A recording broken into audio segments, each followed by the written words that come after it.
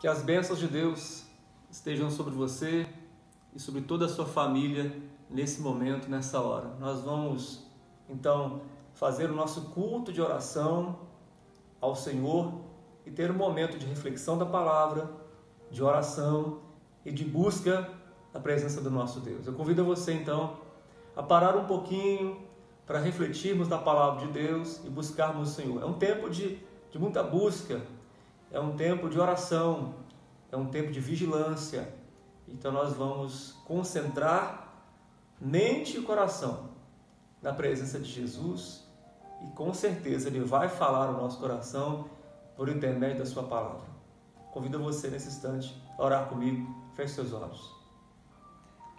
Senhor amado, nós estamos aqui em Tua presença, agradecidos pela Tua bondade e misericórdia, pelo Seu amor, meu Deus, incondicional sobre nossas vidas. Nós clamamos ao Senhor que o Senhor venha falar ao nosso coração através da Tua santa e poderosa palavra e venha também atender os nossos pedidos de oração. Esses dias, esses tempos, estamos em oração, buscando o Senhor, precisando ouvir a Tua voz, precisando ser confortados, exortados pela Tua palavra.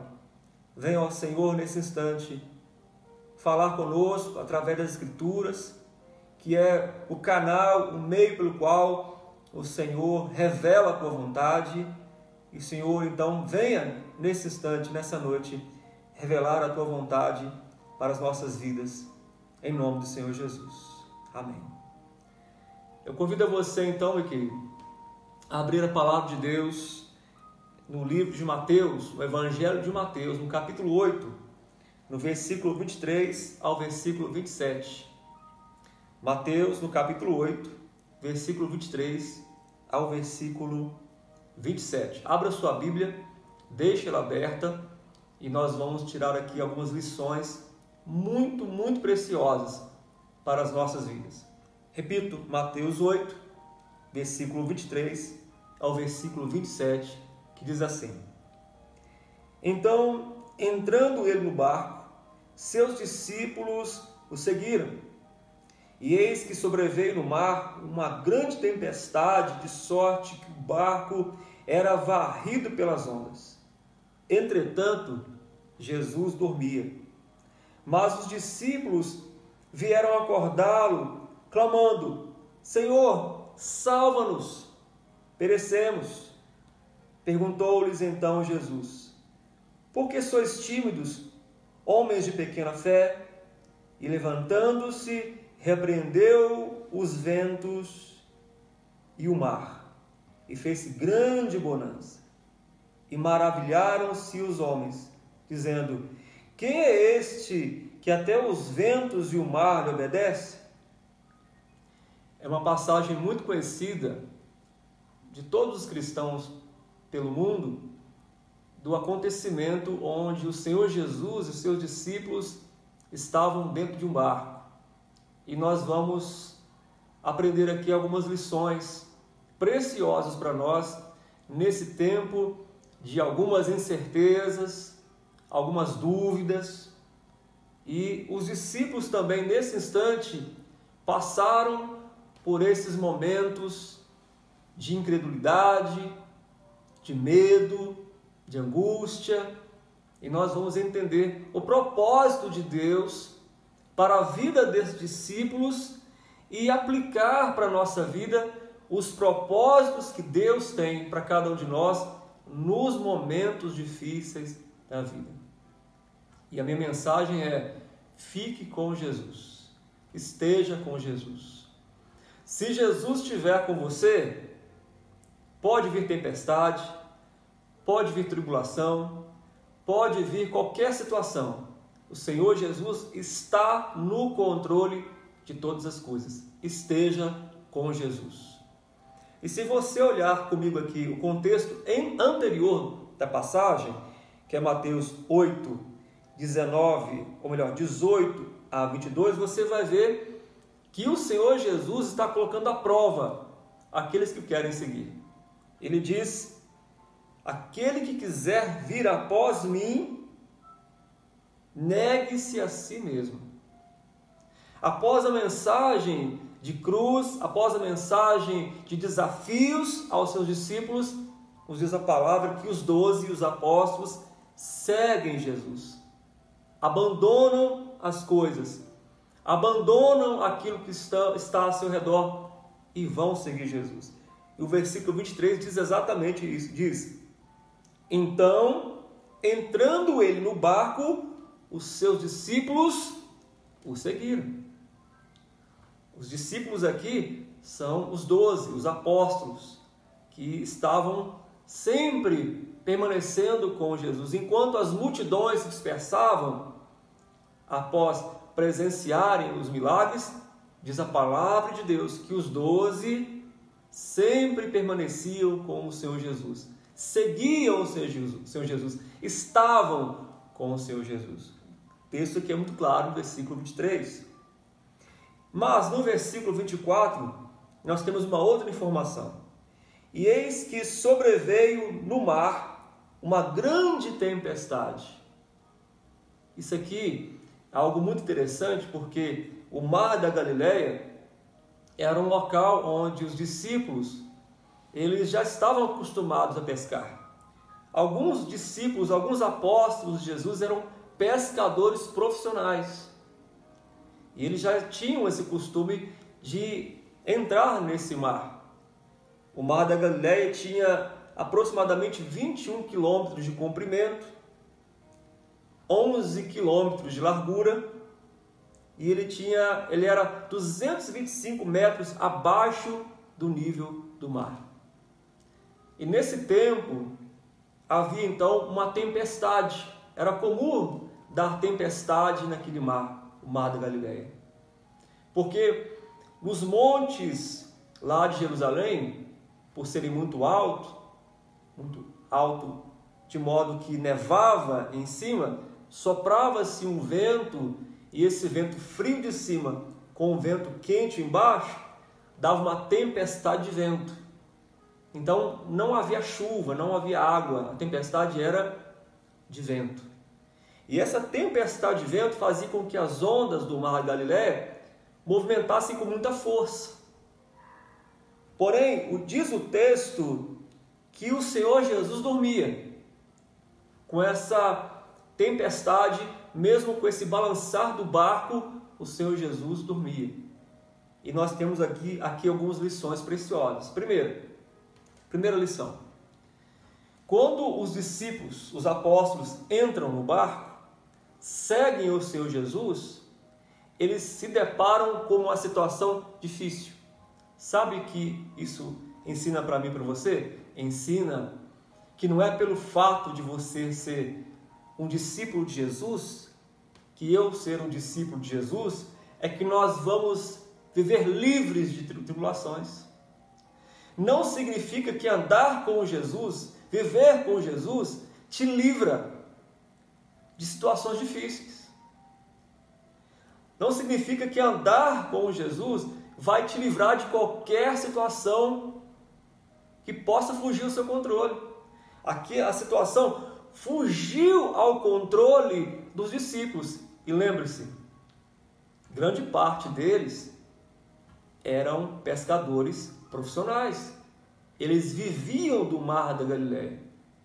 Eles comiam daquilo que eles pescavam desse mar. Eles eram profissionais da área. Mas mesmo no ambiente onde eles já estavam acostumados, no ambiente onde eles sabiam lidar com a situação, nos diz a palavra, que fugiu ao controle. E às vezes isso pode acontecer com você. Isso pode acontecer comigo. Porém, você não pode abandonar o barco. Se Jesus estiver no barco com você, se acalme, fique tranquilo. As tempestades, elas vão passar. Segunda lição que nós tiramos aqui para as nossas vidas é que o Senhor Jesus dormia. Ele estava dormindo, ele era um homem 100% Deus, 100% homem, cansado, orava muito, trabalhava muito, muitas curas, muitos milagres, orações a fio, jejum, muitas vezes. E ele nos demonstra aqui a sua fragilidade como ser humano. Só que às vezes a gente pensa que hoje Jesus está dormindo também. A gente pensa que nós estamos sozinhos. O Senhor Jesus aqui, ele pegou no sono, primeiro porque ele era 100% homem, estava cansado, precisava dormir. E segundo, para provar a fé dos seus discípulos. Para ver qual seria a reação dos discípulos, tanto que o Senhor Jesus, mais tarde, aqui no mesmo contexto, vai fazer um questionamento para eles. Olha, vocês são homens de pequena fé? Vocês já não viram tantos milagres? Eu não estou com vocês no barco? Então parece que às vezes nós achamos que Deus está muito longe, que Cristo está ausente, parece que Ele não se importa. Não é isso. Deus está separando um tempo para cumprir propósitos. A gente pergunta, mas por que essa situação no mundo? Porque essa situação está acontecendo comigo, quarentena, ficar na minha casa por esse tempo. Por que isso? Onde está o Senhor? O Senhor está dormindo? Não. Ele está cumprindo propósitos. Quem sabe Ele está provando a nossa fé. E quem sabe Ele está preparando situações para que mais tarde nós possamos ficar mais fortes e experimentar grandes coisas de Deus. Não há vitória sem luta. Não tem jeito. Foi desta forma que o Senhor, Ele estabeleceu para que venhamos a crescer e nos desenvolver como seres humanos e como verdadeiros servos de Deus. E o versículo 25 diz: mas os discípulos vieram acordá-lo, clamando: Senhor, salva-nos, perecemos. E é importante nós orarmos mesmo, né? O que eles fizeram aqui foi uma oração. Eles clamaram ao Senhor, eles tiveram medo, ficaram com receio, um coração aflito, mesmo com toda a sua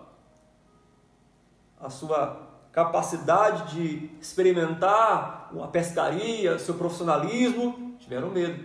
Então o que fazer quando a gente tem medo? O que fazer quando passarmos por lutas e aflições? Clamar ao Senhor Jesus, está certo. Vamos clamar ao Senhor Jesus, mas sem desespero, sem pânico, gente. Não vamos ter pânico não, porque o texto está nos ensinando que não precisamos ter pânico, porque o pânico trava. Medo é comum, é natural. Então nós temos que buscar a presença de Deus. E eles então clamaram ao Senhor. Versículo 26, perguntou-lhes então Jesus: por que vocês são tímidos, homens de pequena fé? Levantando-se, repreendeu os ventos e o mar, e fez-se grande bonança. Por que nós somos tímidos, né? Por que nós não reconhecemos? Por que nós deixamos muitas vezes a angústia tomar conta do nosso coração? Por que nós deixamos o pavor muitas vezes nos travar? Por que nós somos tímidos? Se nós crescêssemos de verdade, irmãos, grandes coisas nós faríamos. Mas incredulidade muitas vezes paira no nosso coração. Mas Deus sabe que nós somos frágeis mesmo, né? Deus sabe nossa fragilidade, nossa pequenez. E então o que ele fez? Ele se levantou e fez grande bonança. É isso que você e eu, nós temos que acreditar. Que no momento certo vai haver o quê? Bonança. No momento certo ele vai se levantar e ele vai nos acudir de modo que as coisas vão dar certo, as coisas vão se acalmar. Essa palavra é para nós nesse tempo. Uma palavra de fé, de esperança, de que se você estiver com Cristo, que no caso que os discípulos estavam no barco, porque decidiram seguir a Jesus por um chamado de Cristo, Jesus chamou, então eles foram. Então, Você pode crer que no momento certo a bonança vai vir e vai chegar o tempo de Deus na sua vida. Não se desespere. Muitas pessoas agora, quem sabe, estão abandonando Jesus. Estão se afastando de Jesus. Mas por que, gente? Se é nessa hora que nós temos que nos apegar mais, se é nessa hora que nós temos que buscar mais a Deus, por que as pessoas esfriam sua fé nos tempos de tribulação? Por que esfriar a fé? Por que abandonar o Evangelho? Por que sair da igreja? Por que abandonar o Senhor Jesus? É nesse tempo que Ele está treinando a cada um de nós para propósitos maiores. E dessa toda a multidão, cerca de 5.000 homens, sem contar mulheres e crianças, cerca de 15.000 pessoas, somente os 12 entraram no barco e puderam presenciar tão grande poder e maravilha de Jesus. Os demais não viram isso. Os que se ausentaram, os que não seguiram o Senhor Jesus, não viram esse poder maravilhoso do Senhor Jesus, propósitos maiores para fortalecer nossa fé. Então esse é um tempo de Deus fortalecer a sua fé, sua confiança nele. E no versículo 27 diz: e maravilharam-se os homens, dizendo: quem é este que até os ventos e o mar lhe obedecem?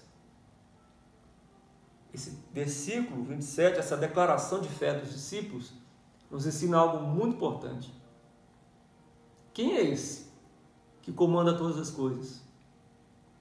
Aí as pessoas perguntam: mas será que Deus não sabia que o vírus ia chegar numa proporção tão grande, de modo que espalhasse pelo mundo afora? O que será que está acontecendo? Deus, Ele deu corda no mundo e foi embora, como dizem os deístas? De modo algum.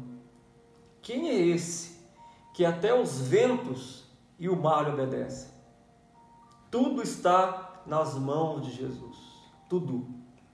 Tudo pertence a Ele, tudo é dele, por meio dele, para Ele são todas as coisas, diz a palavra de Deus. Então, nada pega Deus de surpresa. Nada pega Jesus de surpresa. Nada. Nem doença, nem situações. Nada pode surpreender a Deus. Então, a sua vida e a minha vida estão nas mãos do Senhor. Mas você tem que se colocar nas mãos do Senhor. Você tem que seguir o Senhor Jesus. O texto diz: seguiram o Senhor Jesus. Você está seguindo Jesus? Ou você está permitindo que essas situações difíceis da sua vida baqueiem a sua fé? Deixa não. Então esse é o tempo que Deus está dando com propósitos para provar nossa fé. Se vamos permanecer nele, com ele, para ele, por ele. É o tempo que Deus está proporcionando, enquanto muitas outras pessoas estão voltando para Jesus. Outras pessoas estão, nesse tempo, fortalecendo a sua fé e se voltando ao Senhor, se convertendo a Jesus. E é um tempo, então, de fortalecimento da nossa fé. Sabe por quê? Porque depois que tudo isso passar, aqueles que seguem Jesus vão ficar muito mais fortalecidos. Vão dar muito mais valor à vida.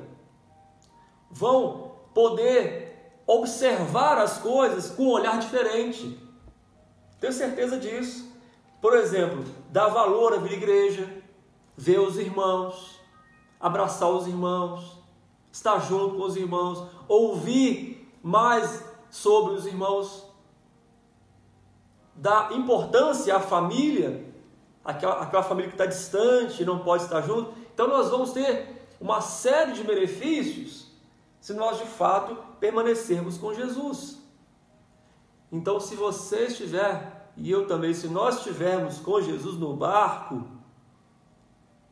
pode bater a tempestade, pode soprar o vento, mas no momento certo ele vai se levantar. Ele vai estender as suas mãos e vai trazer bonança para mim e para a sua vida. Você pode ter certeza disso. Andar com Jesus não te livra de problemas, de situações difíceis. Mas estar com Jesus te dá a garantia de que todas as situações difíceis vão passar. Inclusive essa que você e eu estamos passando. Então quero convidar você a crer e a confiar no Senhor Jesus, entregar o seu coração para Jesus, confiar nele e o mais ele fará. Quero convidar você mais uma vez a orarmos e falarmos com o nosso Deus, orarmos pelas nossas autoridades, orarmos pela nossa vida, pelas nossas famílias, orarmos para que Deus dê sabedoria e inteligência aos cientistas para descobrir uma cura para essa doença, para que passe rápido, para que nós venhamos a prosperar mais e mais. Mas ore também para Deus continuar falando no seu coração e acalmando a sua alma. Em nome de Jesus, vamos orar. Senhor amado, eu quero pedir ao Senhor que o Senhor venha aplicar poderosamente essa palavra aos nossos corações e nos dar, meu Deus, confiança, fé, esperança no Senhor. Fortaleça-nos, ó Pai, pelo poder da Tua palavra, que nos exorta, que nos edifica, que nos fortalece e que nos consola. Venha, ó Senhor, nos dar a paz e a alegria. Pedimos que o Senhor abençoe as nossas autoridades, os governantes, abençoe os nossos cientistas, aqueles que estão produzindo uma vacina, um remédio, dê sabedoria a eles, dê-lhes, meu Deus, inteligência e dê fé a cada um de nós, confiança no Senhor em meio a essas circunstâncias.